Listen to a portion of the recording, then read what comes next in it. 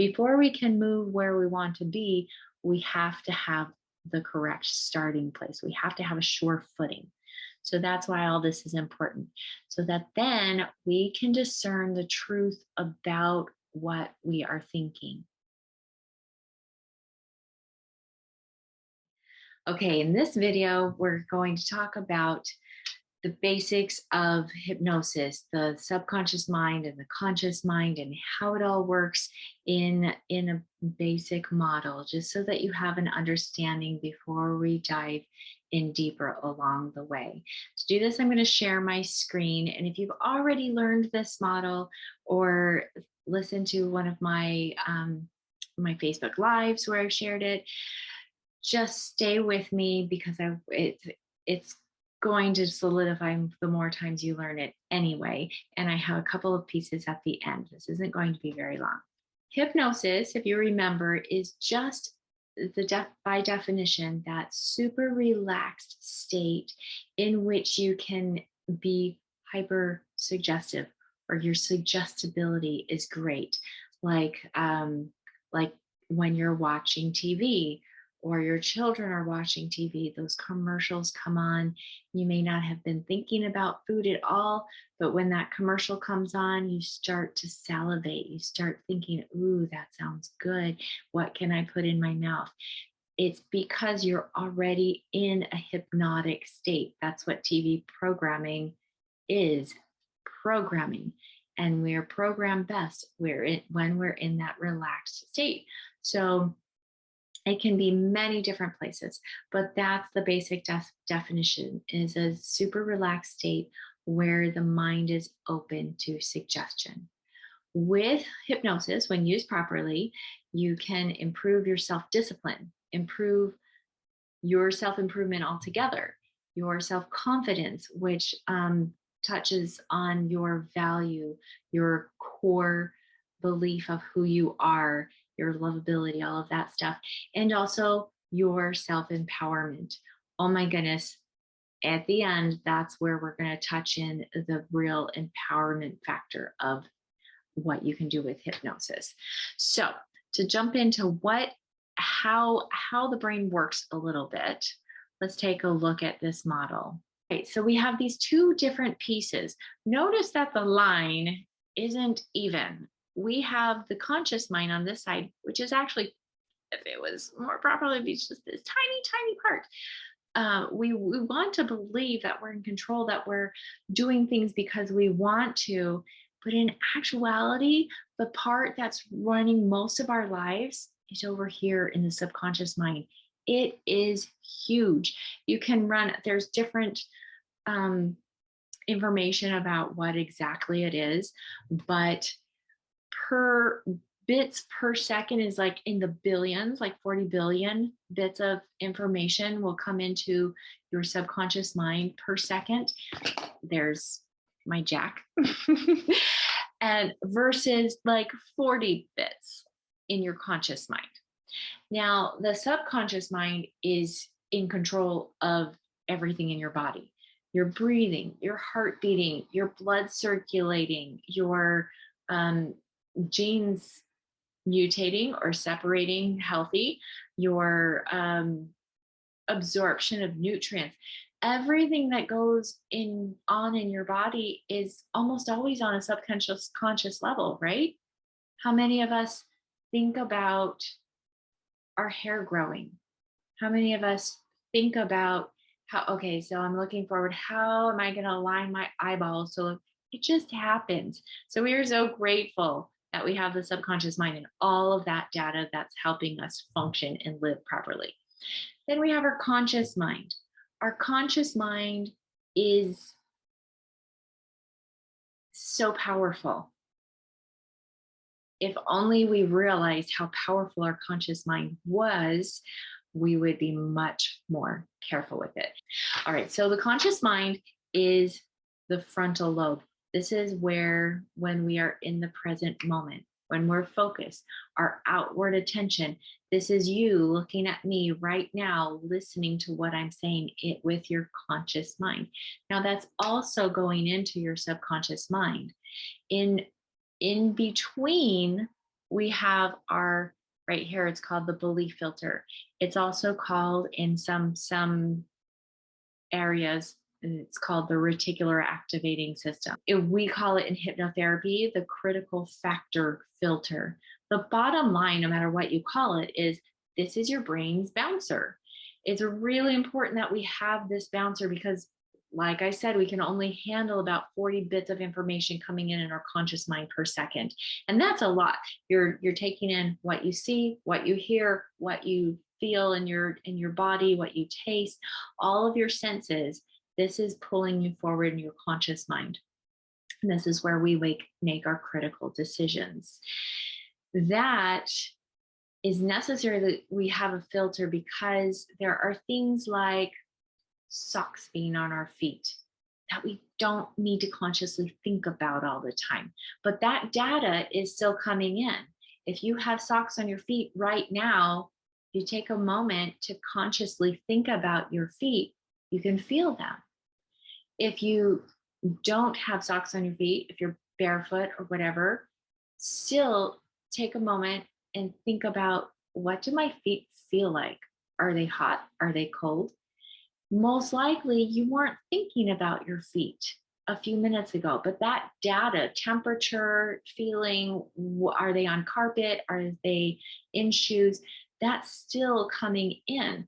But this filter right here decides whether it's necessary for this data or information to come in, interrupt your conscious mind. Otherwise, it just is filed back or it bounces out. Okay, let me show you what I mean. Oh, that's the conscious mind. In our subconscious mind, let me iterate this. This is where all of the work goes. Besides our automation, it's also where our imagination takes place when you're daydreaming. Subconscious mind. When you are accessing your memories, you'll notice when I teach, when I'm in class, a lot of times I'll pause and I'll look up. That's me accessing my memory banks. It's accessing imagination. How can I best word this and display this information to you? That's also where we build our emotions. It's where we create our feelings. So just a few things in the subconscious mind. And again, this filter is in between so that we can have the energy to focus on what we want in our conscious mind. And then we automate the rest.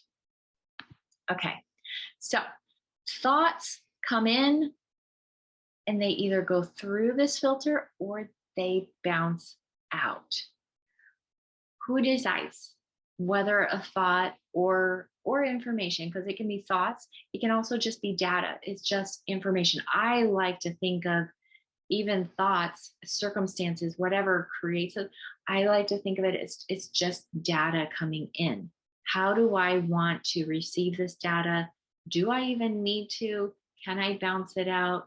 Do I want to take it in? So it can be more of a conscious thing. Most likely, the majority of your life, it's not conscious. And we don't need it to be because, again, we want to conserve energy. We only have so much energy in our body, in our brain.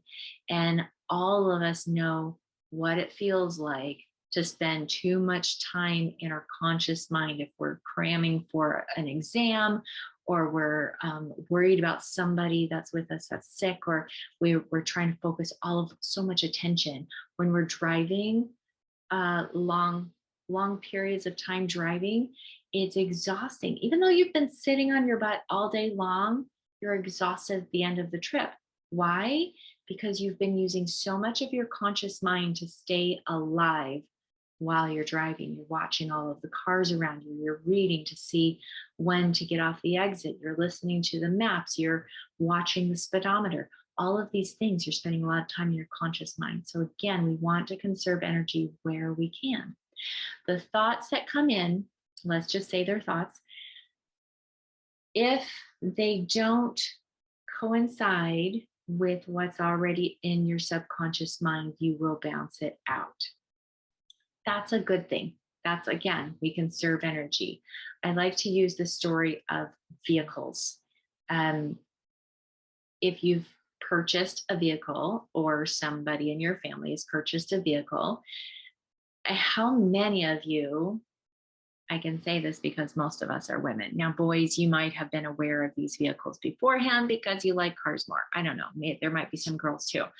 But before you found the car that you really wanted, I want you to go back like a year before you found the car you wanted. Or maybe you didn't want it. It was just what you could afford. But now you have this new car. Go backwards a year. Did you notice that car around town anywhere? Did it seem like there were very many of them?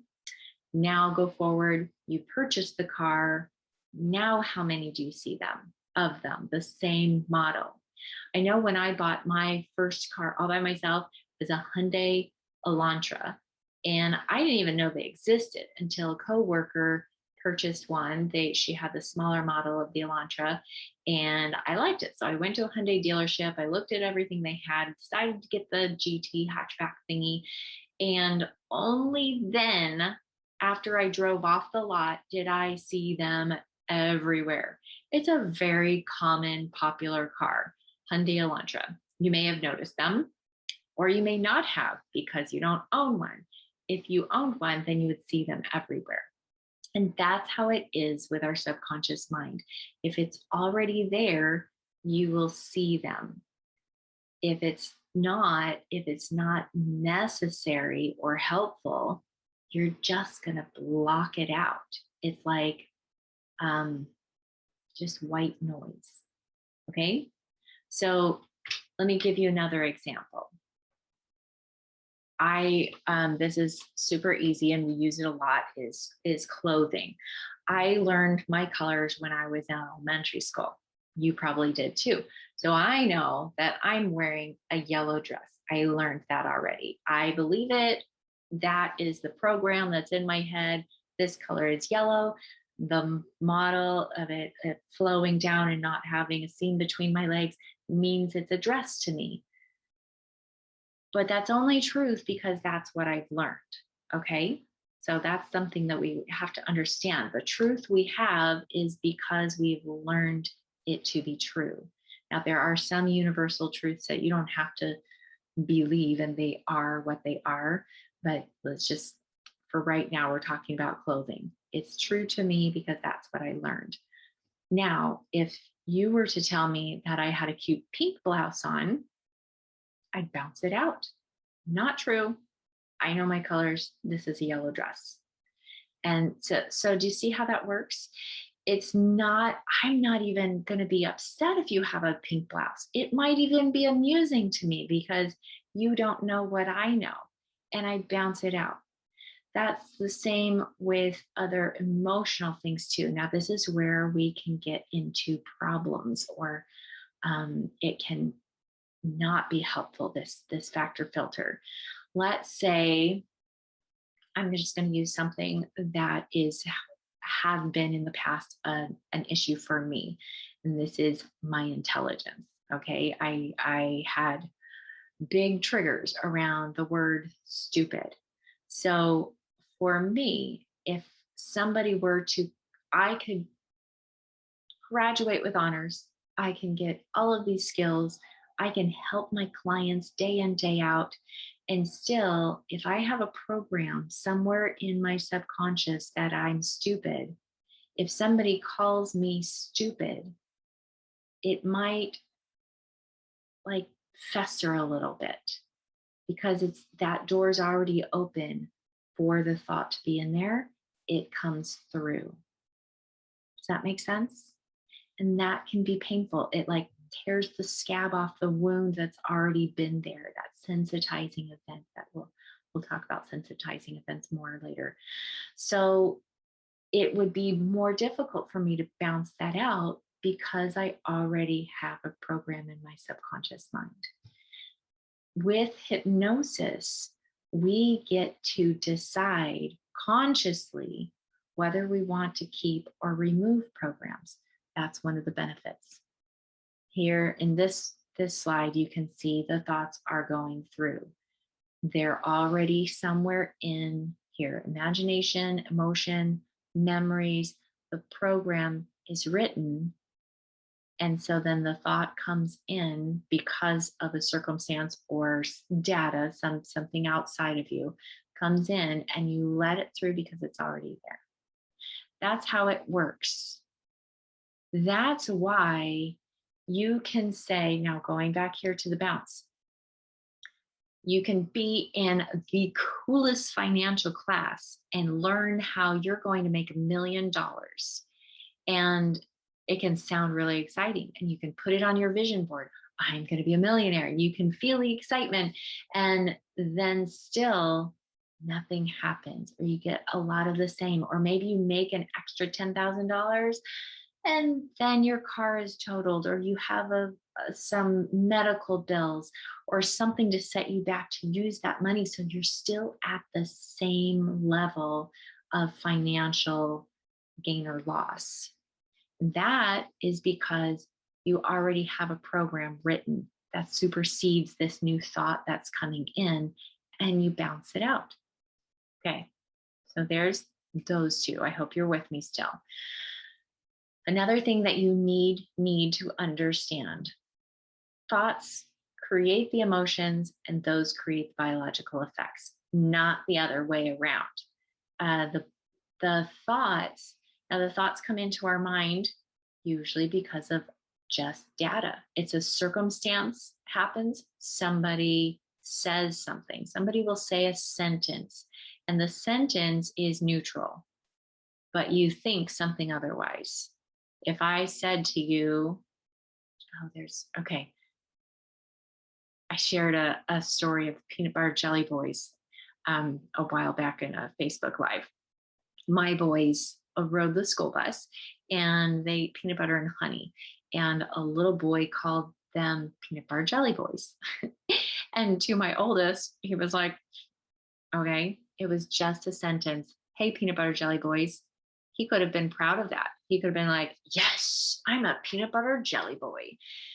My middle son was offended that he somehow knew that wasn't a nice term, whether he was reading his body language, whatever was going on. He knew that that was degrading somehow. And so his thought was negative around it. Okay. But the sentence itself, peanut butter jelly boy, that's neutral. And that is how it always is. And we're going to get into that later again. So just whatever we're saying here, I want you to do your best to just be neutral about it. Okay. It is what it is kind of feeling. Because if this is very new to you, for some people, it can be upsetting when you realize, oh, I was set up for failure all along because I've had this stuff in my subconscious mind. Not true. We are all right where we need to be, exactly how we need to be. So you are here in this moment because you're ready to move forward and learn new things. Okay. All right. Now going back. So thoughts come into your head and those create the emotion. I have the thought, I'm stupid. The emotion is, I feel less than. I feel unworthy. I feel stupid. And that creates the biological effect. The biological effect for me was depression. I would get very tired. I would shut down. There's the fight or flight response, right? You've got your parasympathetic system where you can rest and digest and go out through happy life. Then you have the sympathetic where you have something threatening, whether it's real physical threat or a perceived emotional threat, and still it's the same in your mind. And we're going to get into that more later too. So don't be confused about that. So the emotion creates the biological effect. My energy literally went down. I felt tired because I was in fight or flight. For me, it's a flight. I'm not a big fighter. And that's how it happens. And so let's get deeper into this. Okay, your thoughts are going to happen. We are designed this way. It's not a good or bad thing. It's just a thing. What we do with the thoughts is all up to you. So we can analyze our thoughts. We can critique our thoughts. We can decide this is not a helpful thought, or this is a helpful thought, or why did I think that? Why am I thinking that? Have you ever thought that? A thought comes up and then you like slap yourself figuratively in the head. Stop thinking that. What are you doing? So we can critique and we can use logic. So in this class, we're going to learn a lot about the mind and do a lot of exercises that will bring more awareness and empowerment to you so that you can, with the logic, analyze better, critique properly, because we want to not make anything bigger or smaller. We want to see things clearly as they are so that then we can navigate and move where we want to be. But before we can move where we want to be, we have to have the correct starting place. We have to have a sure footing. So that's why all this is important, so that then we can discern the truth about what we are thinking. You have the power of the discernment within you if you tap into it. That's what we're going to do. Okay, your emotions. You guys know about emotions. You feel them all the time. All of these feelings. Feel powerful, afraid, brave, sad, frustrated, happy, not enough, angry, content, all of the things. I want you to realize that these emotions, these feelings are all from you. You might say your spouse or your children or your dog, even, or your boss made you angry. You made me so sad. You made me angry. That's a lie. I want you to see it right now. That's a lie. Nobody can make you feel anything. They present data to you, and then you take that data and you go through your vault of emotions. How do I want to show up with this data? Okay, does that make sense? It's all you. As soon as you decide that it's all you, as soon as you accept that, everybody raise your hand. I, fill in your name, am in charge of my own emotions. I choose my emotions. Okay, say it with me. I choose my emotions. I am responsible for my own emotions. All right, next. Then the biological effects. It's important that you understand that those thoughts and the feelings do create biological effects. Some people think it's all genetics is why we are the way we are. In the 80s, we were huge on DNA and figuring out how all of the things that we were. I am, my body has, what's it called? My body has Raynaud's disease. Okay. It's where it's a circulation problem. When it's cold, my fingers lose feeling.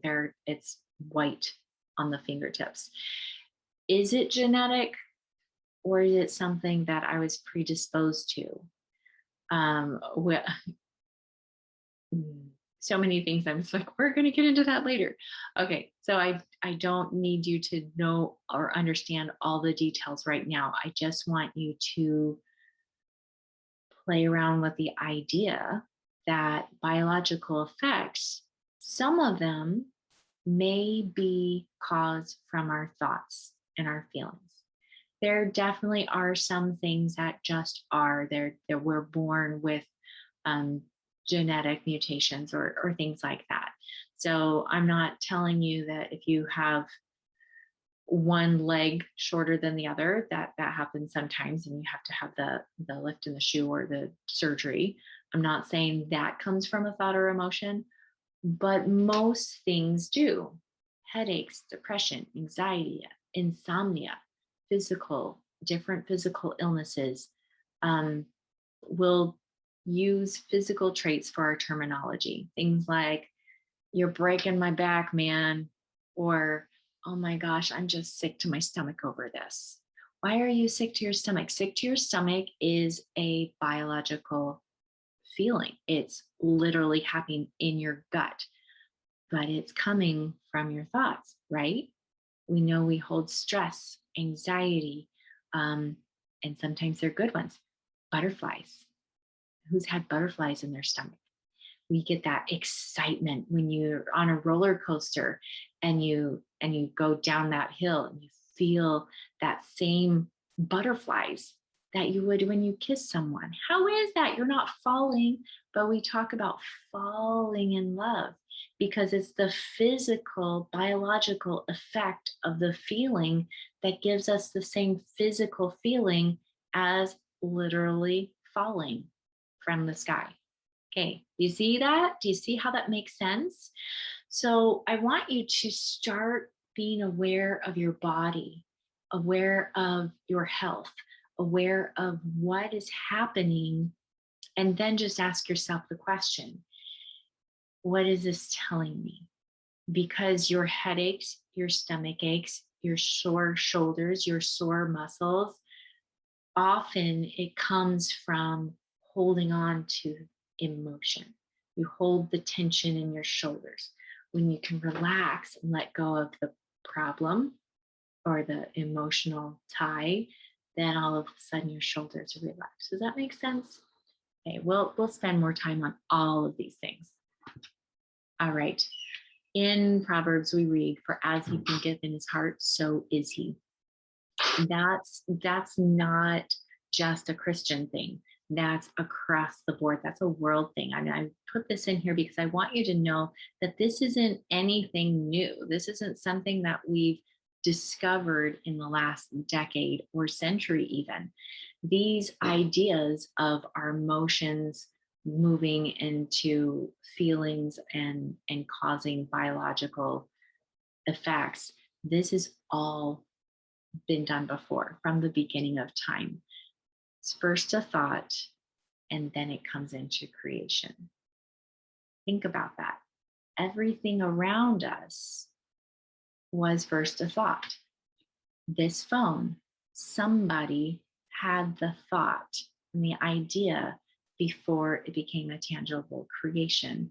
Books, clothing, words, all of these started as a thought. And that's why it's so crucial that we get control of our thoughts, that we manage our thoughts, that you are the person that decides what your destiny is, what your reality is. And that starts with managing those emotions and those thoughts. If you don't want to feel a certain way, what do? Going back to that first slide, we learn how to bounce it out. But there's benefits from feeling certain things. It's messages. So we want, before I just blanket show you how to use self-hypnosis to decide what you want in there and bounce willy-nilly everything, we need to understand the bigger picture of what things are trying to show you, what the data is saying before you decide to delete it. Okay. All right. Now, I'm pretty sure everybody's heard this quote. With great power comes great responsibility. That was Voltaire that said that. And they used it in Spider-Man. Spider-Man's uncle, Ed? Tom. It's a one-syllable name. But anyhow, Spider-Man's uncle says this, with great power comes great responsibility. I love that. There is huge amount of power that comes from thought, emotion. But having the ability to create things brings great responsibility, doesn't it?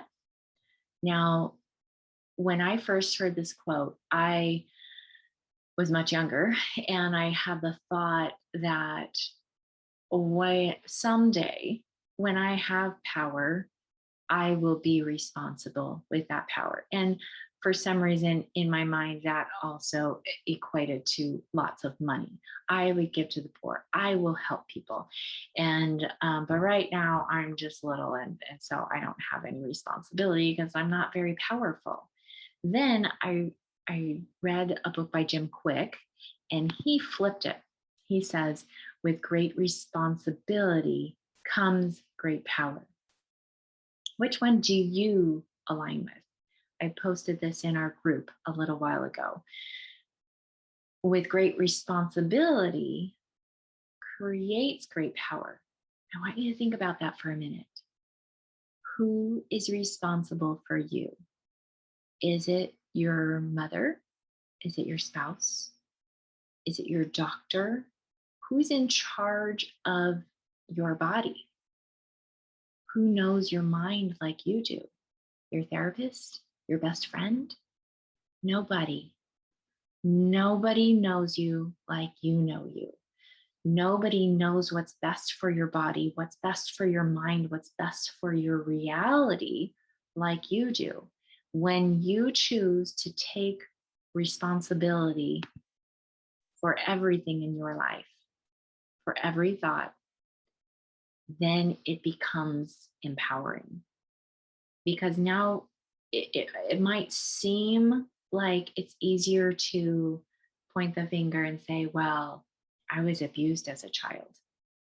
My mom, my dad, my boss, my spouse, my sister, my brother, my circumstances. I was born this way, and so therefore this. I promise you, whatever you think in your head, because there's somebody, the same circumstance, that feels or thinks about it in the opposite way. Because it's all relative. You, as soon as you take that responsibility back, I'm the one that's creating the thoughts. So, yes, I was born here, and this happened to me when I was a child, and this happened to me when I was a teenager, and this happened to me last week. That's the circumstances.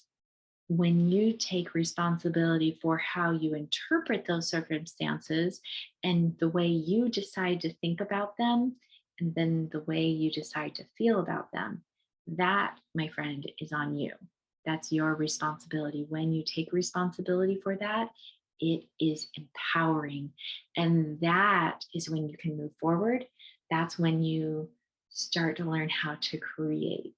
And it is so exciting and entirely empowering.